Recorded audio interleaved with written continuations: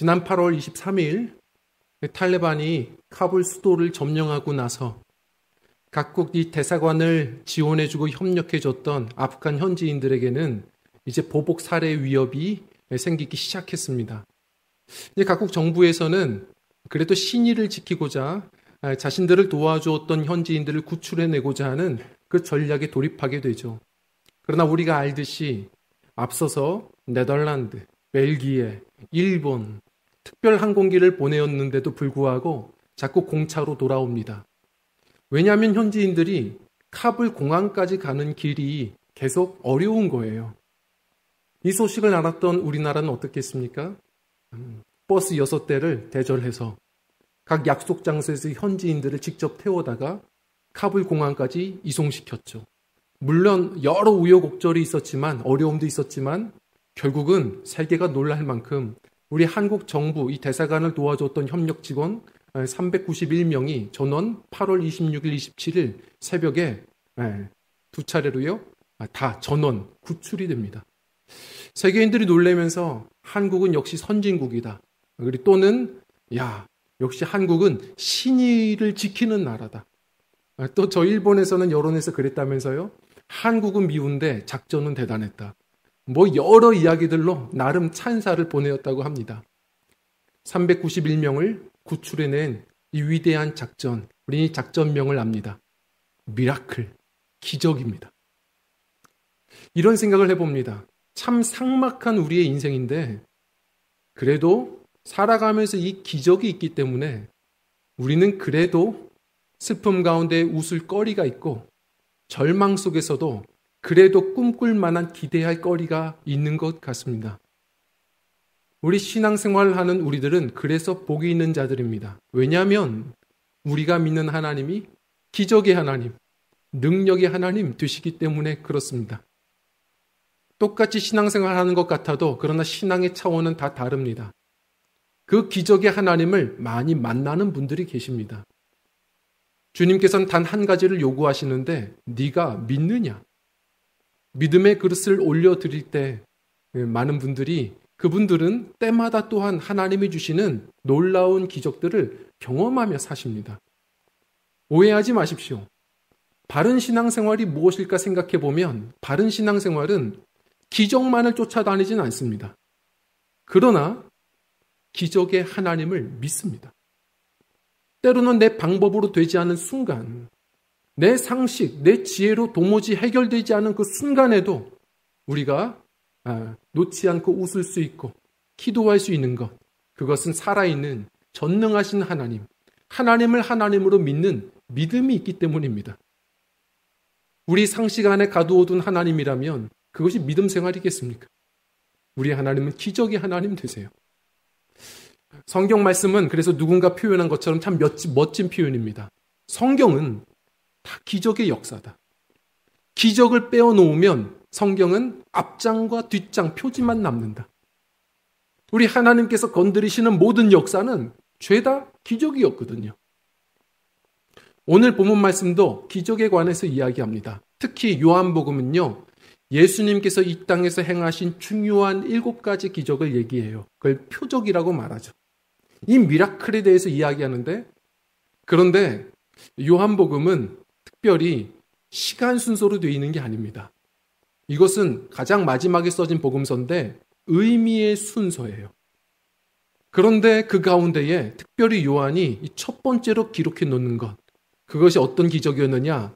가나의 혼인잔치에서 당시 빠지면 안 되는 포도주가 동이 났는데 그때 그 위기의 순간에 주님께서 함께 하심으로 하인들에게 시키셔서 항아리에 물을 담게 하고 그것으로 포도주를 바꾸어 변화시키신 사건, 이게 첫 번째 표적이었다. 이렇게 말합니다. 잠시 우리가 성지순례를 가보겠습니다. 연결이 네. 지금 보시는 곳이 이제 나사렛에서 더 북쪽으로 올라가면 성지순례지 또 가나예요. 가나에 가면 목사님들도 신부님들도 그리고 크리스천들이 저곳에 이제 성지순례 준비해서 가시는 분들은 죄다 들리는 곳이 어디겠습니까? 바로 저곳이에요. 가나의 혼인잔치 기념교회라는 곳이 있습니다. 저곳에 들려서 이 주님의 이 표적을 깊이 묵상하기도 하죠. 자, 그런데 신부님, 목사님들이 저 교회에만 들리지 않고 그 외부에 있는 여러 기념 이 포도주를 파는 상점들을 다들 들리신답니다. 얘기를 들어보면 포도주를 많이 사신대요. 포도주를 많이들 사오시는 이유가 뭔가 들어보니까 기념이 되잖아요. 돌아가서 각 교회에서 성도님들과 성찬식을 하고자 하는 그 기념 때문에 많이들 사가신답니다. 그런데 그분이 이렇게 얘기해 주더라고요. 참 재미있는 것은 지금도 거기선 기적이 일어난대요. 무슨 얘기냐 그랬더니 신부님들, 목사님들이 거기서 그렇게 성찬식 하려고 포도즙을 많이 사시다가 여행 중에 돌아가시기 전에 여행하다가 지칠 때마다 조금씩 마셔서 결국은 나중에는 비어버려서 생수를 채워 다니신대요. 그래서 공항에 모이면 기적이 일어났다. 이제는 포도주를 물로 바꾸는 기적이 일어났다. 서로가 농담하고 그렇다고 말합니다. 물론 이건 우스갯소리고 이것은 서로가 농담하는 것이지만 주님께서 하시는 기적은 이런 기적이 아니라 하인들을 시켜서 항아리에 아구까지 물을 채우고 전혀 다른 포도주로 변화시키신 사건을 얘기합니다. 이 사건을 요한복음 오늘 본문 말씀에 보면 뭐라고 이야기하냐면 첫 표적이었다. 이렇게 표현합니다. 자, 다시 얘기합니다. 시간 순서가 아닙니다. 이 첫 표적이라는 것은 그 중요한 7가지의 표적 가운데서도 첫 번째, 으뜸가는 신문에 가장 일면에 두어야 할 기적 중의 기적이라는 겁니다. 우리의 인생 속에서 꼭 경험해야만 하는 가장 중요한 기적이라는 겁니다. 어떤 기적을 지금 구하고 계십니까? 여러 기적을 우리가 또 구하며 살아가지만 그 중에서도 가장 우리가 구해야 하고 지금도 주님께서 이루고 계시는 그 위대한 기적이 있다는 겁니다. 그게 뭘까요? 지금 보시는 저 모습이 뭐냐면 저 기념교회에 가보면 보이는 2000년 전에 사용되던 저 물 항아리예요. 물을 담아두는, 발 닦는 물을 담아두는 그런 큰 돌 항아리입니다. 이 첫 번째 표적을 하는 이 표적은 어떤 의미겠습니까? 우리입니다.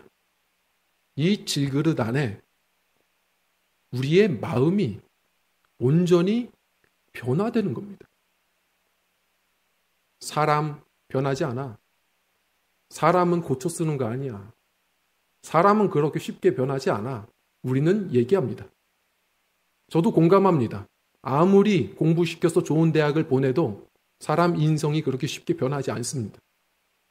그렇게 힘겨운 군대 훈련소 보내도 제대하고 돌아오면 도루묵인 사람들이 태반입니다. 사람은 변하지 않는가?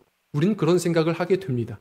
그러나 예수님을 만나면, 제대로 만나면 그 증거는 변화입니다. 보일러 수리공이 집에 왔다가도 집안은 다시 훈훈해집니다. 화장품 판매원이 집에 다녀가도 집안은 향기로 가득해집니다. 부활이요 생명이신 주님이 함께 하시는 그 인생은 변하지 않을 수 없습니다. 다 변했습니다. 그것이 성경의 기적이었습니다. 교회를 핍박하던 바울이 교회를 세우는 열방의 선교사 되었습니다. 늘 바다에서 고기를 잡아서 먹고 팔면서 살아가던 고기잡이 어부 베드로가 복음으로 사람을 낚는 어부가 되었습니다. 귀신에 들려 평생 헤매던 여인 마리아가 예수님께 헌신하는 온 세계의 헌신의 모델이 되었습니다. 사람들의 것들을 다 빼앗고 누리며 호의호식하던 그런 세리장 삭개오가 사람들 베푸는 자가 되었습니다. 예수님 만나면 변화됩니다. 아름다운 변화가 일어납니다. 단지 시간이 지나서 변질되는 변질이 아니라 저 교회 다녀요 가면 쓰는 그런 변신이 아니라 온전한 변화가 일어납니다. 이것이 가장 위대한 기적입니다. 은혜 받아보면 깨닫습니다.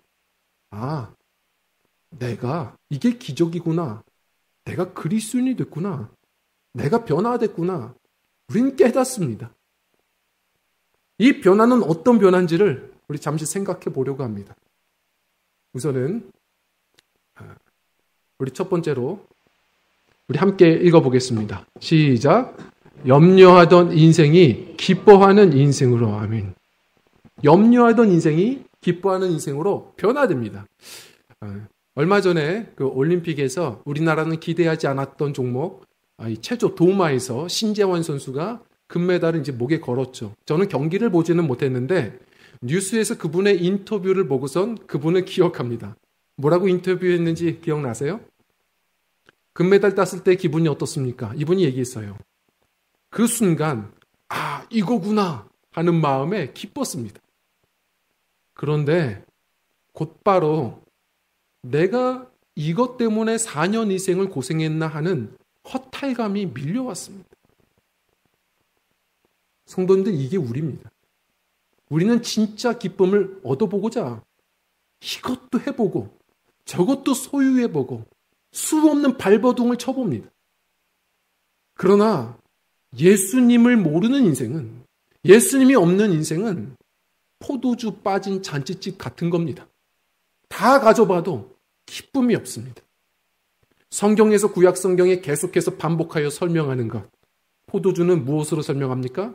기쁨입니다. 시편 104편 15절, 전도서 10장 19절. 포도주는 기쁨을 표현합니다. 그런데 이 기쁨이 없는 것, 모든 것을 갖췄는데 오늘날 우리 모습이 어때요? 그 어느 시대보다도 다 가졌는데 갈수록 기쁨이 말라갑니다. 신학교에서 비교 종교학을 가르치는 교수님들이 늘 농담 삼아서 자주 하는 얘기가 있습니다. 여러분들, 유교는 제사집과 같고 불교는 초상집과 같고 기독교는 잔치집과 같습니다. 공감합니다. 불교는 늘 향불 켜두고 또 그렇게 불공하고, 그리고 유교는 가 쓰고 예의 갖추고 조상들 제사에 최선을 다하는데, 기독교는 뭐라고 표현을 해야 될까? 예수님께서 직접 말씀한 것처럼 교회는 잔치집입니다. 교회 오시기 전에 모든 우환은 다 집에다 두시고 웃으며 오셔야 돼요. 제가 말씀드리잖아요. 가끔 성도님들이 목사님은 왜 항상 그렇게 행복하세요? 늘 웃으세요? 제가 그럴 때마다 하는 얘기가 뭐라고요? 제가 웃는 게 아니야. 웃는 게 아닙니다. 속은 새까매요. 그런데 우선 잔치집이니까 제가 또 맞이하는 섬기는 사람으로서 항상 먼저 웃는 본을 보이는 겁니다. 그러니까 교회에서 친절하고 늘 웃고 그러니까요. 참 부끄럽지만 제가 신혼 초에 집사람이 했던 얘기가 지금도 생각나요. 저는 교회에서 보는 이은일 목사님이 좋다. 친절하고 웃고 늘 인상 쓰는 가정에서의 남편 이은일 목사님이 싫고 교회에서 보는 이은일 목사님 좋다고. 그래서 제가 그때 얘기해 줬어요. 주일날마다 보시게 될 거라고. 저는 평소에는 항상 그렇게 사역처럼 생각하고 웃었던 것 같습니다. 그러나 권면드리는 겁니다. 지금도 저는 조금씩 더 변화되는 것을 느낍니다. 억지로도 우리는 웃어야 하는 사람들이지만 우리는 이 복음에 우리는 무장되어져야 합니다. 사람 보러 교회 오면 실망할 거리들이 많으실 겁니다. 환경 보면 불편할 거리들 투성일 겁니다.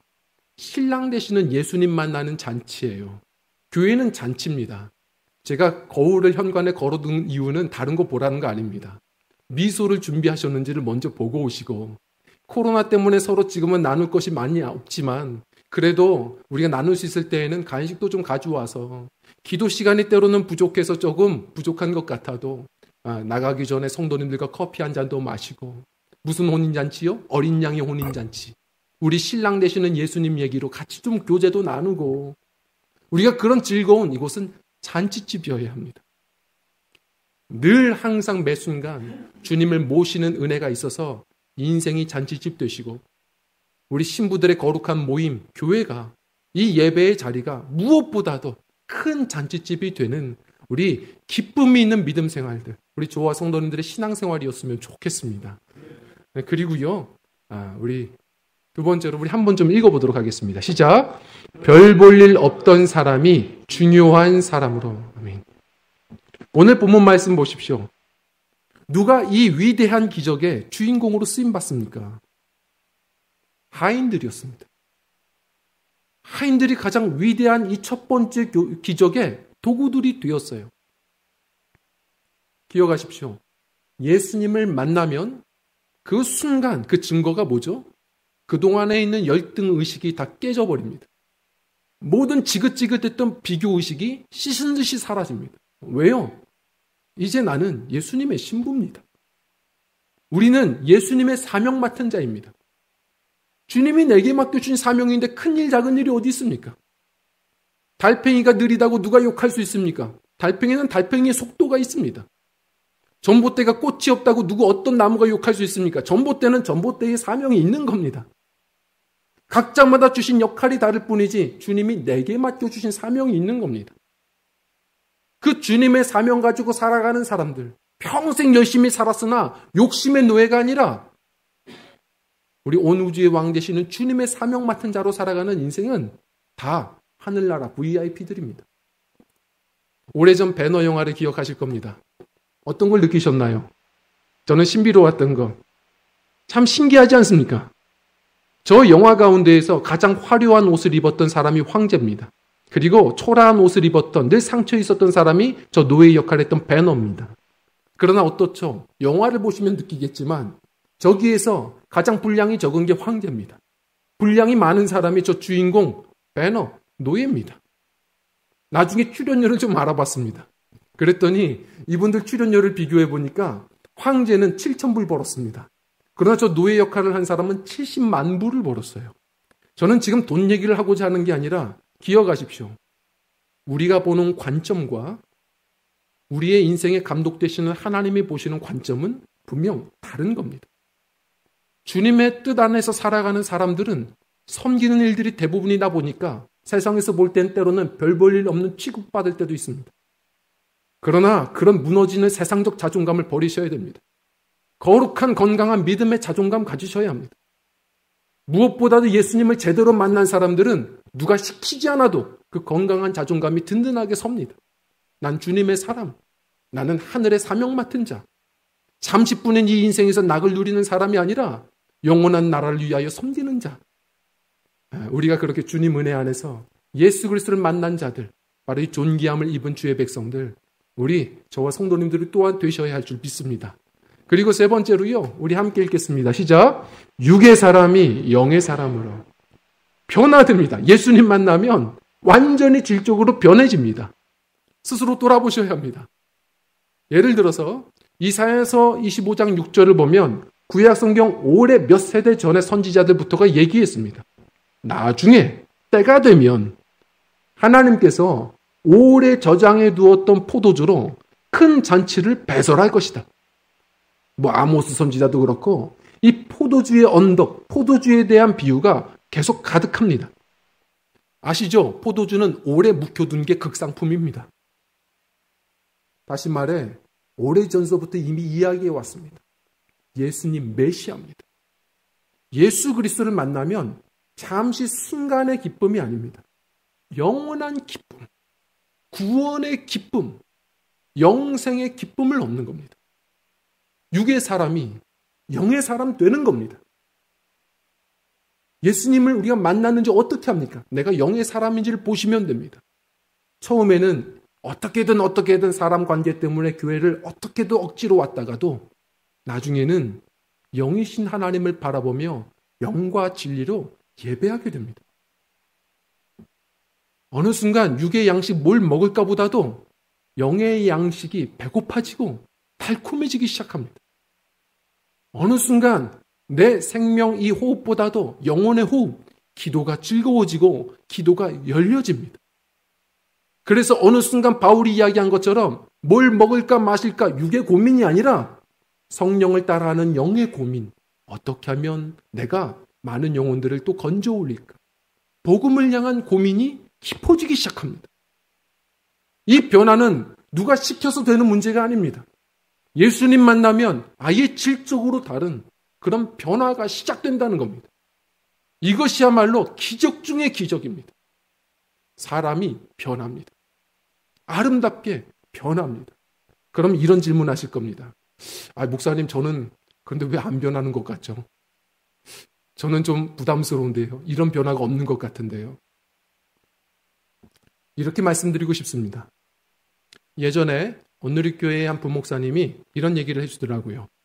자신이 캐나다에서 이민 목회를 잠시 할 때 한 집사님이 열심히 자신을 도와서 고생하셨다는 거예요. 동역하셨는데 한 번도 멀리 있던 집에 신방하고 오는 길이었는데 그때 이 집사님이 오는 길에 얘기하시더랍니다. 목사님, 제가 3년간 열심히 옆에서 동역했는데 힘들진 않았습니다. 그런데 제 마음에 기쁨은 없었습니다.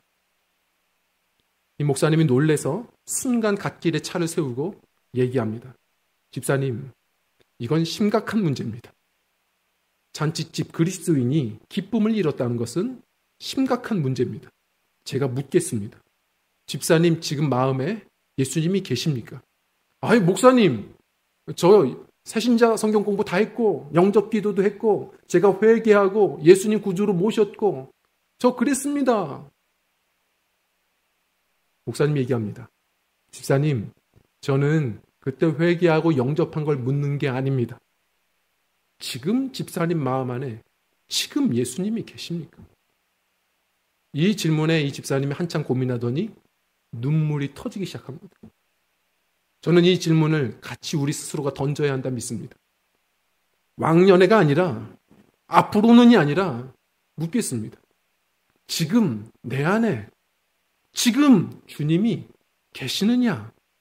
이 질문을 우리는 던져야 하는 겁니다. 왜 내가 변하지 않지? 왜 내 안에 신앙생활하는데 기쁨이 없지? 사명을 모르겠지? 왜 기도가 힘들지? 우리는 이 질문을 던져야 합니다. 많은 분들은 다른 질문을 하세요.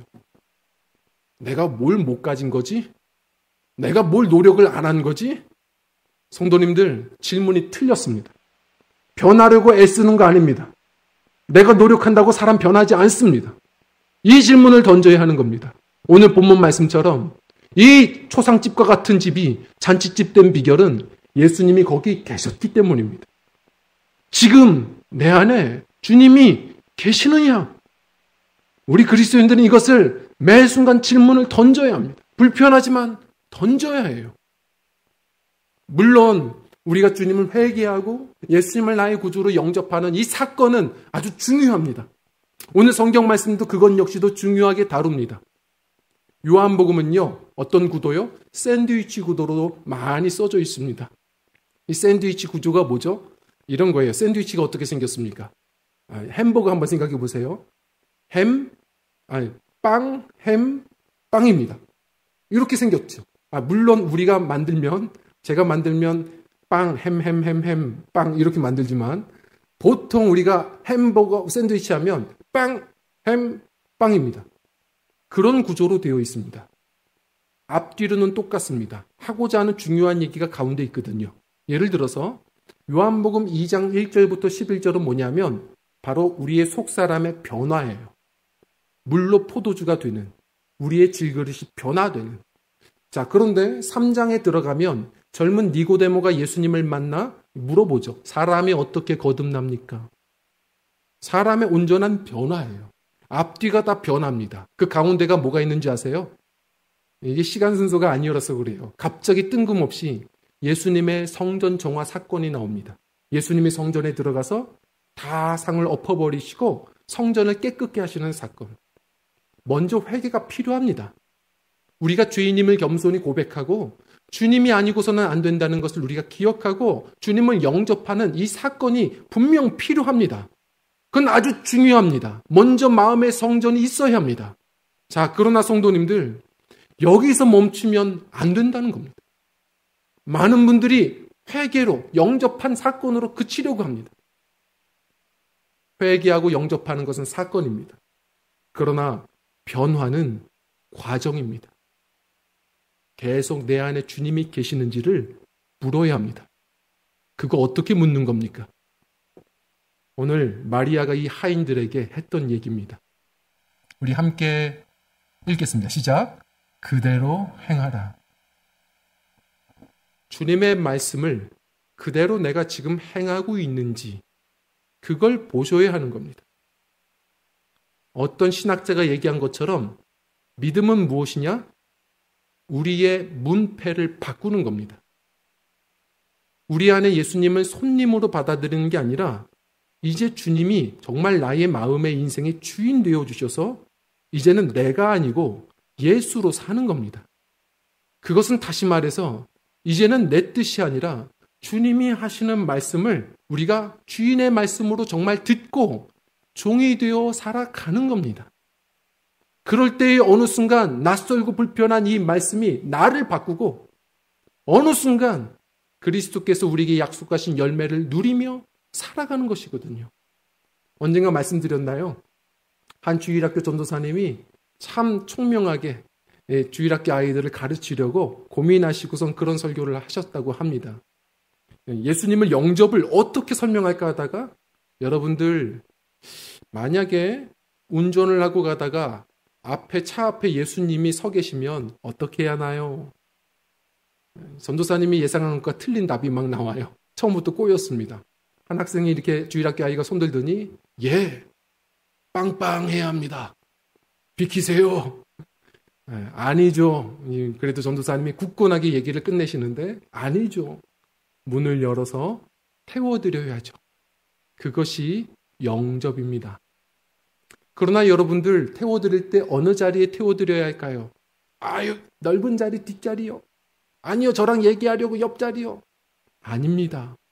제가 운전석에서 이제 내려와 주님을 그 자리에 모시고 우리는 다른 자리로 조수석으로 가야 합니다.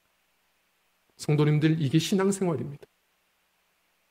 주님을 말로만 주인이 아니라 주님이 우리의 삶을 운행하시도록 주님의 뜻대로 우리가 순종하는 삶으로 나아가는 것.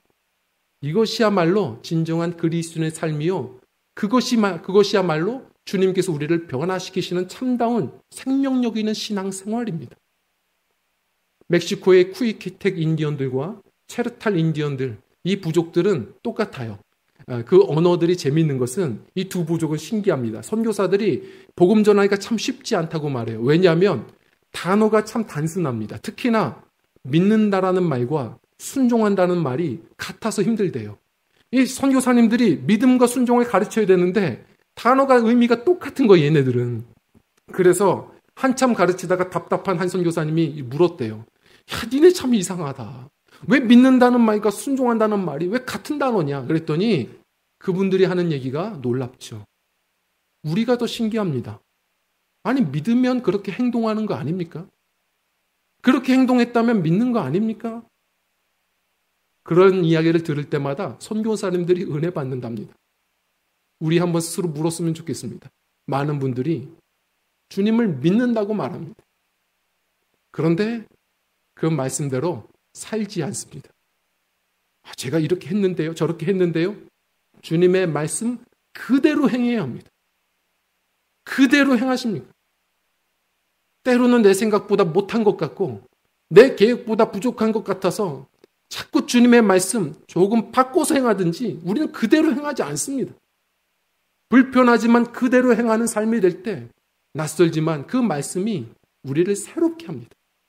뻔한 인생이 아니라 주님께서 구상하시는 인생으로 우리가 나아가는 것이죠. 이것이야말로 주님께서 기적의 열매를 담아주실 때 누릴 수 있는 믿음의 온전한 그릇입니다. 오늘 이 말씀을 우리가 붙들고 주님 나라 가는 그 순간까지 변함없이 끊임없이 주님을 닮아가는 이 놀라운 변화의 과정 멈추지 않은 우리 조화 성도님들 되셨으면 좋겠습니다. 언젠가 한 청년이 그런 얘기를 하더라고요. 저희 어머님이 저에게 이런 얘기를 해주셨어요. 야, 너 변하는 모습 보니까 교회를 좀 가보고 싶어졌다. 저는 이보다 큰 영광이 있을까요?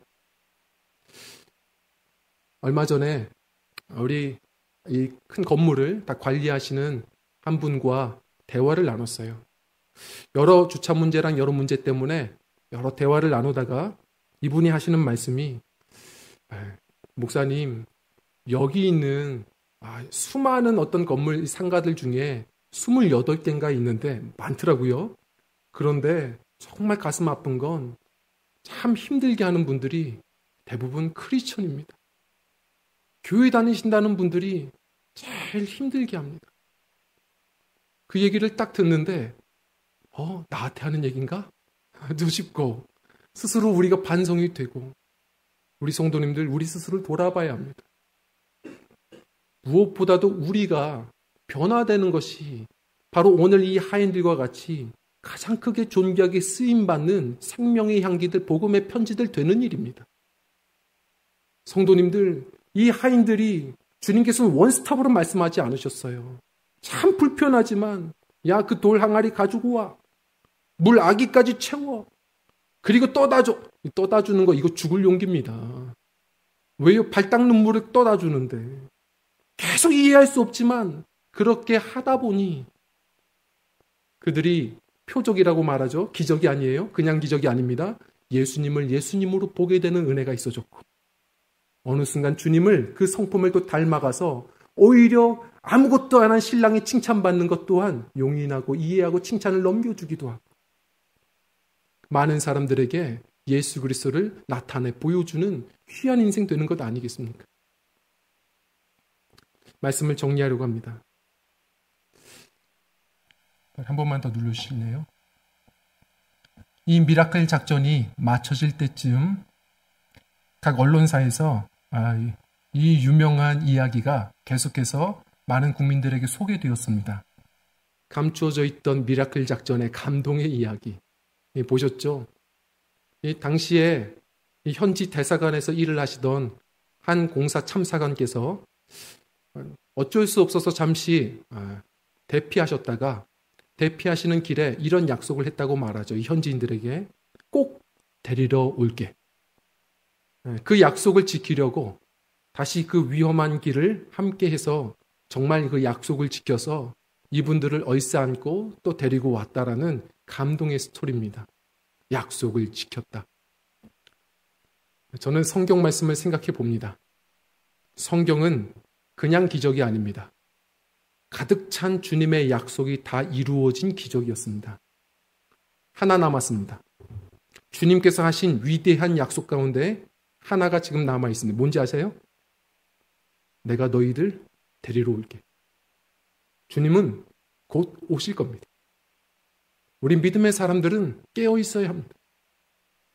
이 땅의 것, 내가 뭘 얻었고 뭘 누렸고 우리는 평생 독수리같이 하늘의 사람들로 우리를 부르셨는데 늘 닭과 같이 이 세상의 모이들을 먹고 줍줍하는데 우리는 그것에 소망을 걸며 살아가는 우리의 모습은 아닌지 우린 점검해야 합니다. 세월을 아껴야 합니다. 시간이 멀지 않습니다. 우리 인생은 살과 같이 빠르고 주님은 약속을 신실하게 지키실 것입니다. 그 날이 되었을 때 우리 주님 말씀 따라 살아가는 우리의 인생, 주님을 많이 닮아져 있는 우리의 모습으로 주님을 뵙게 되는 은혜가 있었으면 좋겠습니다. 그날에 우리가 빈손 들고 가는 것이 아니라 바로 우리를 통해 많은 영혼들이 예수님을 알게 된 이 귀한 은혜의 열매들을 가지고 주님을 맞이하게 되는 승리하는 믿음이 되었으면 좋겠습니다. 이 아름다운 기적의 주인공들, 우리 조화 성도님들의 평생의 신앙의 여정이 꼭 되시기를 간절히 부탁을 드립니다. 우리 함께 찬양하고 기도하는 시간 갖겠습니다.